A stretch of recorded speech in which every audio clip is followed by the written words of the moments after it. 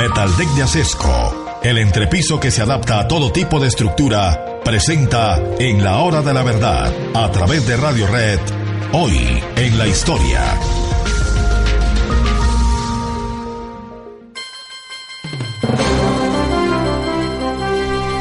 Winston Churchill nació en un día como hoy, en el año de 1874. Quiere decir que en la Primera Guerra Mundial tenía cerca de 40 años. Hijo del descendiente directo de los grandes Churchill, primer duque de Marlborough, John Churchill, quien alcanzó notoriedad nada menos que en la guerra contra Luis XIV, pero por su parte de su madre era hija del financiero neoyorquino que le daba plena estabilidad económica, de manera que ese era un matrimonio feliz. Winston Churchill no tendría que preocuparse más en la vida del problema del mercado de la casa. Se lo garantizó por el lado de su madre y también por el lado de su padre. Era un hombre inmensamente distinguido, con una juventud poco distinguida. Fue un mal estudiante. Luego entró al mundo del ejército.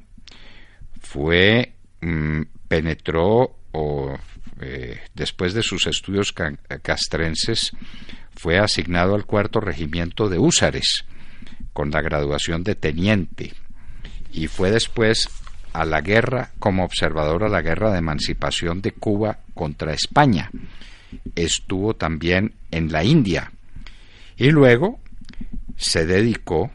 salió de las armas y se dedicó a su carrera de escritor y a la política. Fue liberal, mucho tiempo fue liberal Winston Churchill, y después fue el más reconocido de los conservadores del Partido Conservador.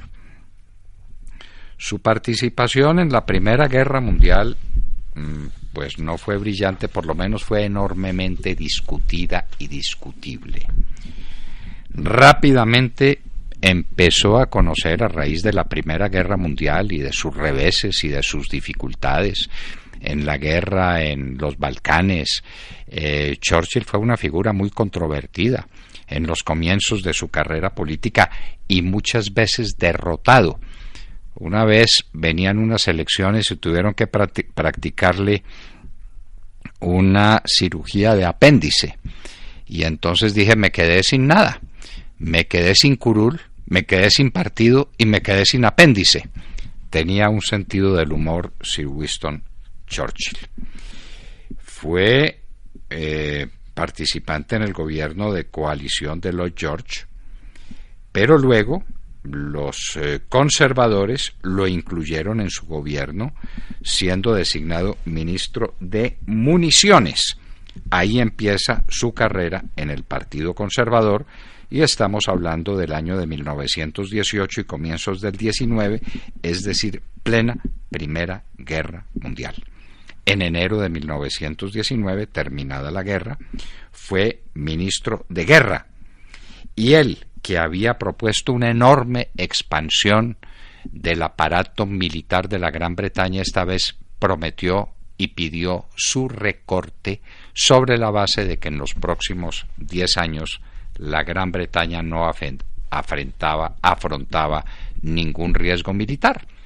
De alguna manera tenía razón, si se llamaba a eso una guerra, porque la Gran Bretaña sí tendría que participar en muchos acontecimientos que estarían o que se desarrollarían en el periodo de las entreguerras.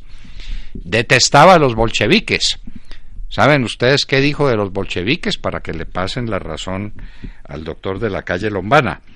El bolchevismo no es una doctrina política, es una enfermedad, no es una creación, es una infección.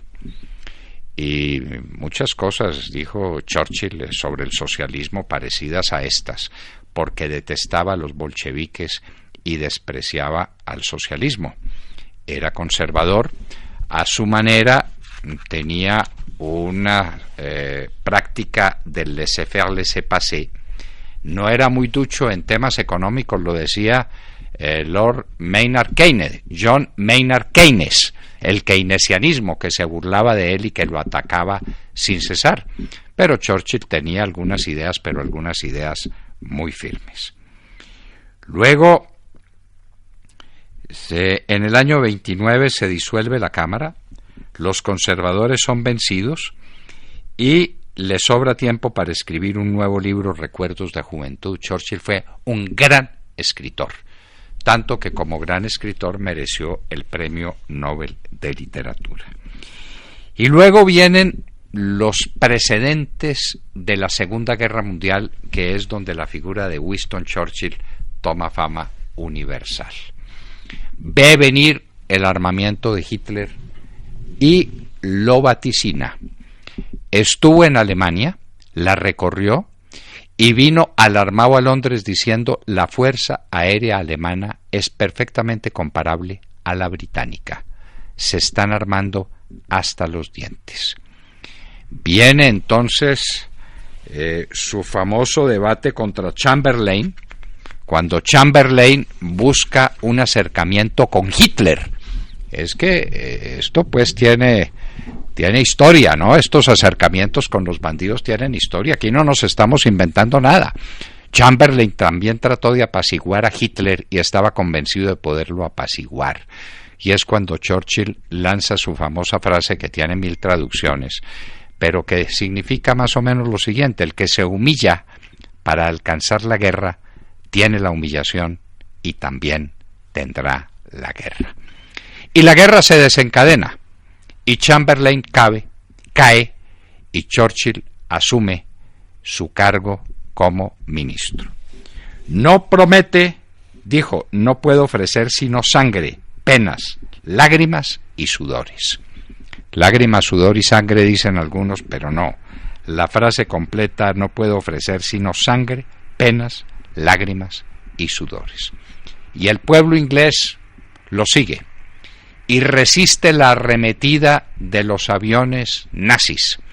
Había que mantener levantada la producción industrial de la Inglaterra. Un esfuerzo absolutamente gigantesco, colosal.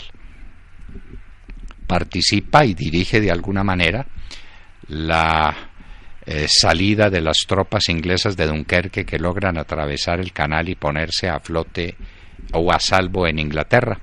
Pero recuerda con una de sus frases famosas que ese no es el punto final de la guerra. Dice: nunca se ganó una guerra con evacuaciones. De manera que bienvenida la evacuación de Dunkerque, pero así no se ganan las guerras. Entra en contacto con los Estados Unidos. Es elemento definitivo para convencer a Roosevelt de que entre en la guerra. Y entonces las cosas cambian de cariz, cambian de sentido.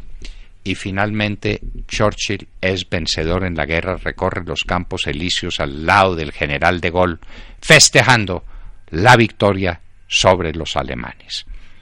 Pero mire, cuando estaba en la cúspide de su guerra, después de las grandes reuniones de Teherán, de Yalta y de Potsdam, Churchill en la última no pudo concurrir, había sido derrotado. El gran vencedor de la Segunda Guerra Mundial, el hombre que llevó a Inglaterra a la victoria, el hombre al que todo se le debía, fue derrotado internamente por los laboristas, que querían hacer un intento por una economía de intervención del Estado, por una economía de sustento, por una economía de Estado bienestar. Churchill es derrotado. Pero vienen después los acontecimientos del año de 1953 y años aledaños, cuando se desata lo que algunos llamarían la Guerra Fría, y Churchill bautiza lo que Stalin ha logrado hacer en Europa el telón de acero, otra de sus expresiones famosas. Así pues, que Churchill, que había sido con el Partido Conservador vencedor en las elecciones de 1951, donde lo que se le debe mucho a Churchill, empieza en el 53 los tomos de sus memorias, que son las que reciben el honor del Premio Nobel de Literatura. El 2 de junio es coronada la reina Isabel II de Inglaterra en medio de un gran esplendor. Ahí culminó la vida pública del premier. Días después sufrió una hemorragia cerebral de la que tuvo que reponerse en la Costa Azul. Luego reapareció ante la Cámara, pronunciando 2 meses más tarde un discurso de casi 1 hora en la misma. El 30 de noviembre del 54, Churchill cumplió 80 años, organizándose a tal efecto campañas nacionales de homenaje. Winston Churchill, uno de los personajes decisivos en el siglo XX, un personaje que mantuvo en alto las ideas conservadoras, que supo lo que eran los bolcheviques, una infección, una brutalidad, una amenaza contra la razón y contra la paz del mundo. Y tuvo que soportar a Stalin en la guerra, y lo tuvo que armar para hacerle frente a Hitler. Eso se llama pragmatismo. Sir Winston Churchill, un grande hombre, nació en un día como hoy en el año de 1874.